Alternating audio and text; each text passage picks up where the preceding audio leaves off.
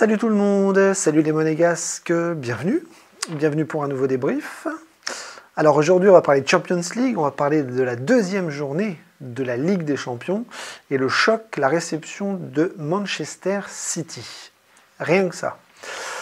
Alors comme vous le savez tous, en ce moment on est dans un contexte terriblement difficile, on est dans une forme de crise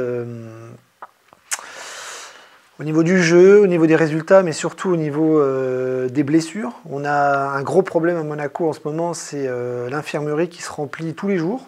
Tous les jours, il y a un nouveau blessé. Ça monte, ça monte, ça monte, ça monte. Il y en a de plus en plus. Des cadres, des titulaires, des joueurs importants. Et ça devient de plus en plus compliqué de construire une équipe, de trouver un 11 de départ correct et je l'imagine, pour l'entraîneur de travailler à l'entraînement avec toutes ces blessures qui s'enchaînent. Donc un contexte rouge, presque noir en ce moment, avec des résultats en plus qui ne sont pas terribles, avec la défaite à Lorient, avec la claque à Bruges, et donc en Ligue des Champions, on n'avait pas de bol parce que le calendrier nous donnait une affiche, un géant européen, un monstre anglais, en la personne de City, et on pensait vraiment que Monaco allait se faire déglinguer, et c'est assez logique vu le contexte que je viens de vous décrire. Et donc pour ceci, on avait l'infirmerie qui était remplie de 8 joueurs. Et on va voir qu'on est passé à 9. Donc Brunner, dernier blessé en date qui s'est blessé dans la semaine, hein. Toutes les semaines, il y a des blessés. Radetzky, toujours blessé. Mawissa, blessé. Zakaria, blessé. Kamara, blessé. Golo, blessé. Bamba, blessé. Et Pogba, pas blessé, mais en cours de reprise. Donc 8 absents. Donc je ne vous dis pas, 8, c'est presque 11. Donc 11, c'est quasiment une équipe. Voilà, donc en ce moment, il faut faire avec ce qui reste. Et on a fait monter les jeunes, on a rappelé des jeunes, même en la personne du petit Kiwa qui ne fera pas la Coupe du Monde, je crois. Et donc on bricole, et là, on recevait City. Donc, massacre attendu. Moi, j'en ai parlé à des collègues cet après-midi, je lui ai dit on va en prendre 6 ou 8. Et le football est assez surprenant. Voilà, donc on ne va pas tourner autour du pot, comme vous le savez tous, on n'a pas perdu, on n'a pas gagné non plus, mais on a fait 2-2. Alors sur le papier, c'est un résultat extraordinaire, sur le contexte du match, c'est un résultat extraordinaire aussi. Maintenant, on va analyser un petit peu la rencontre, parce que pour ce faire, on avait donc ce 11 de départ bricolé avec un aspect de plus en plus défensif, parce que Hutter, malgré les blessures, a dit quand même que le problème, c'est, on le voit tous les week-ends, toutes les semaines, qu'on prend trop de buts, on ne sait pas défendre, on défend mal. Donc là, depuis quelques matchs, il est repassé à 3 derrière. Donc contre City, force est de constater qu'on allait défendre à 5, voire à 9, parce que on avait vraiment un jeu qui nous attendait où l'adversaire aurait le ballon et nous, on attendrait et on essayerait de travailler en contre.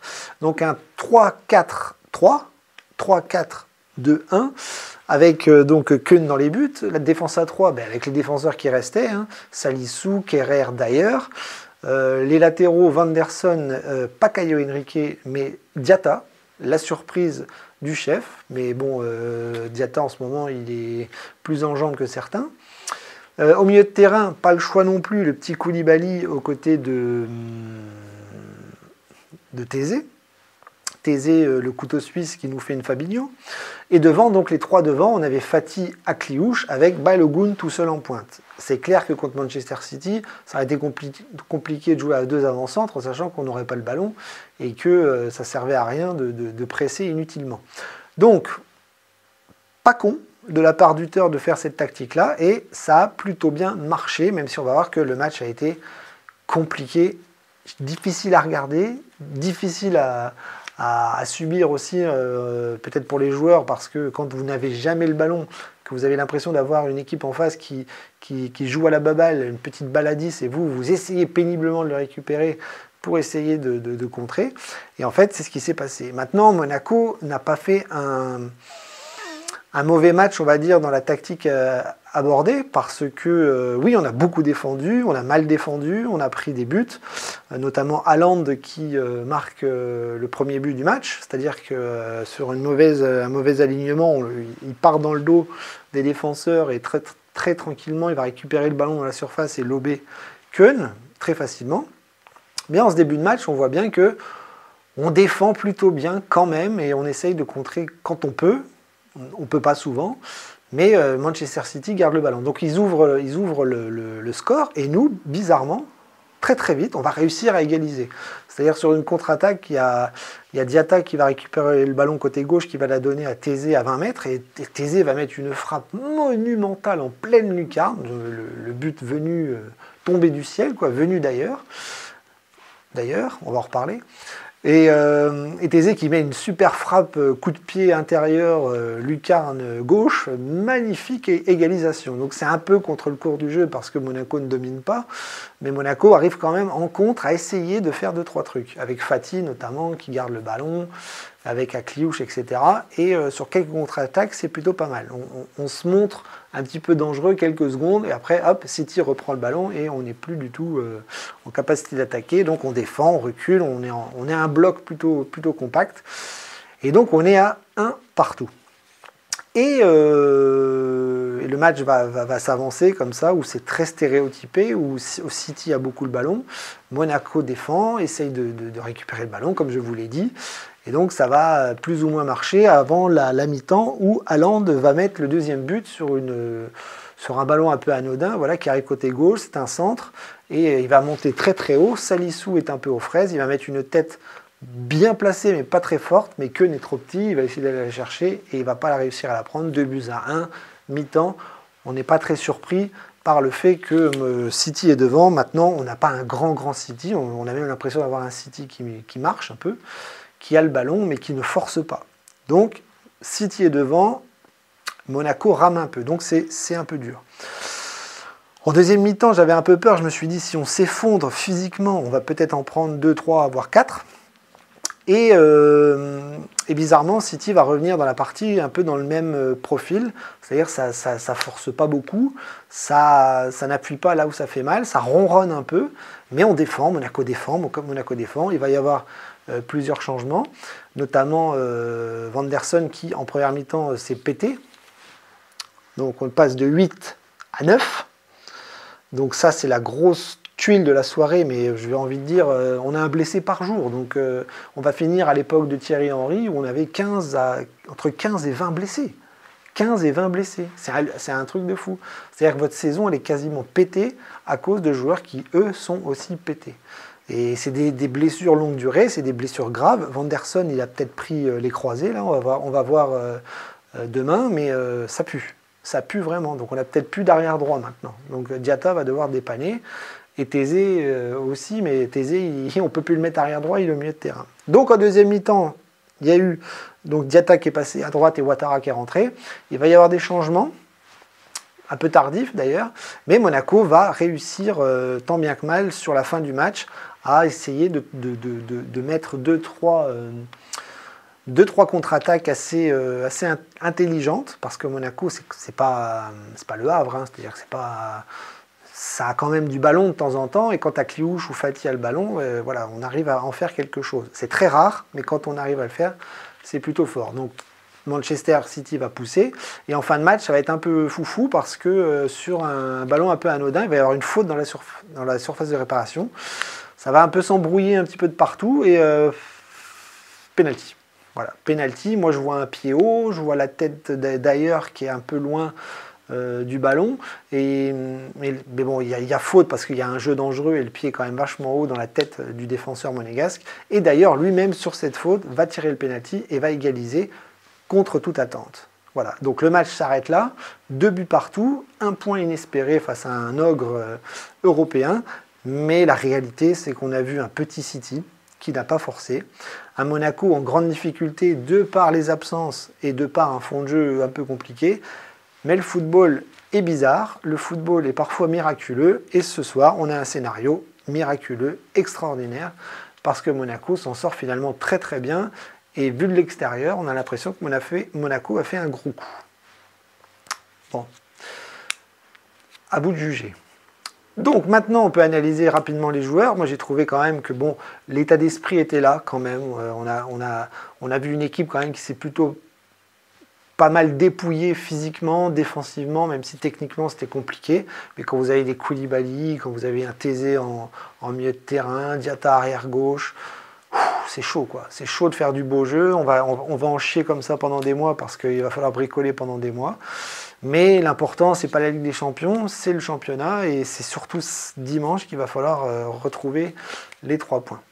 Donc dans les buts, Keun a fait quelques arrêts intéressants. Il se prend 2 buts, mais Haaland, c'est un Golgoth, c'est un extraterrestre, donc il ne peut pas faire grand-chose. Mais il a fait 2-3 parades intéressantes, donc un match plutôt intéressant de la part de Keun. Défensivement, les 3 d'ailleurs, Kerrer et Salissou, c'était plutôt pas mal, mais même si j'ai trouvé Salissou un petit peu en dessous des 3 autres, toujours pauvre techniquement et bon, il est impressionnant physiquement, mais il est lent, il est très très lent. Techniquement, c'est pas toujours propre non plus, donc je l'ai trouvé un petit peu en dessous. D'ailleurs, a fait un meilleur match que les matchs précédents, c'était plutôt pas mal, notamment dans la relance, dans les passes et dans cette envie d'aller tirer l'équipe vers le haut.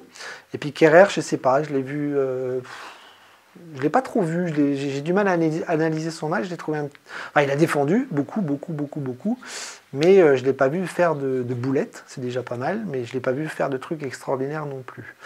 Au milieu de terrain, Thésée, Koulibaly, alors là pour les noter c'est compliqué. Koulibaly, il s'est donné vraiment beaucoup à fond. Ce petit jeune là, on peut pas dire du mal, il faut pas cramer ces jeunes là, ils n'ont rien à faire là, on les met parce qu'il faut qu'ils dépannent. Mais pour moi, l'attitude a été très bonne et ça, c'est ça que j'ai envie de retenir. Et puis Thésée, finalement, c'est vrai. C'est intéressant au milieu de terrain, beaucoup plus qu'arrière droit. Et donc je pense qu'il va nous aider quand même dans les matchs à venir à ce poste-là. Peut-être le futur Fabinho, ça je vous laisse le dire. Sur les côtés, terrible, on perd Vanderson sur blessure grave, c'est une catastrophe.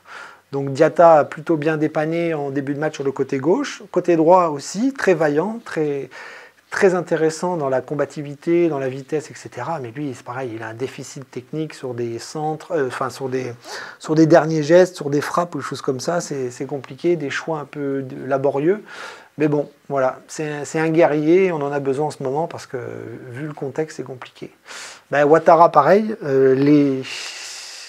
léger.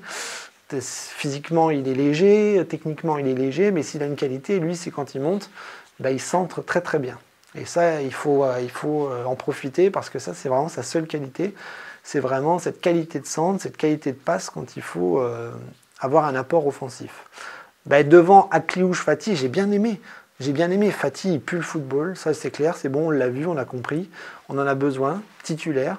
Il va nous apporter beaucoup de choses s'il ne se blesse pas. Et Akliouche, du coup, je l'ai trouvé un peu mieux aussi dans l'attitude. Parce que dans les matchs d'avant, c'était lent. Il donnait un petit peu l'impression d'en avoir rien à foutre des matchs. Et là, aujourd'hui, je l'ai trouvé beaucoup plus vaillant sur le plan physique. Il s'est arraché comme un lion sur certains ballons.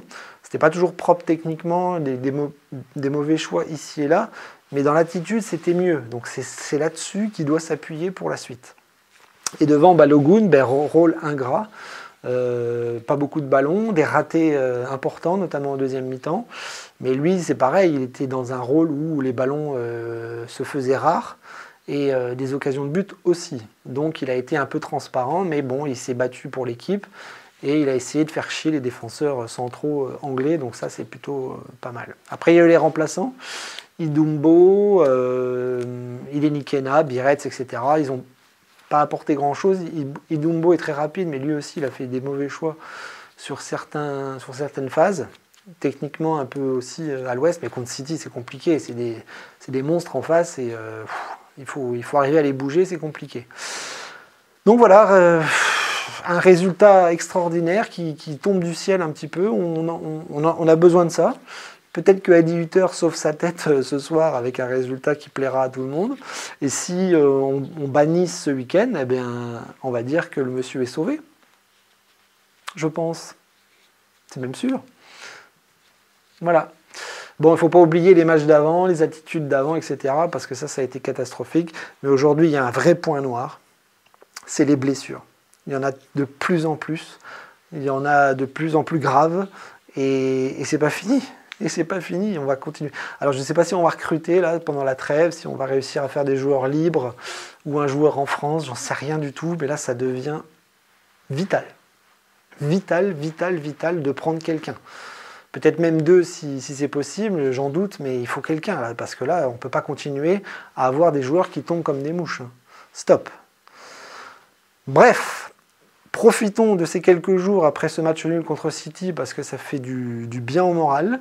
J'espère que ça va donner du baume au cœur et du mental, du moral et tout ce qu'il faut pour battre Nice dimanche parce qu'il faut absolument partir à la trêve avec 3 points et rattraper la grosse boulette lorientaise. Daguemolegou.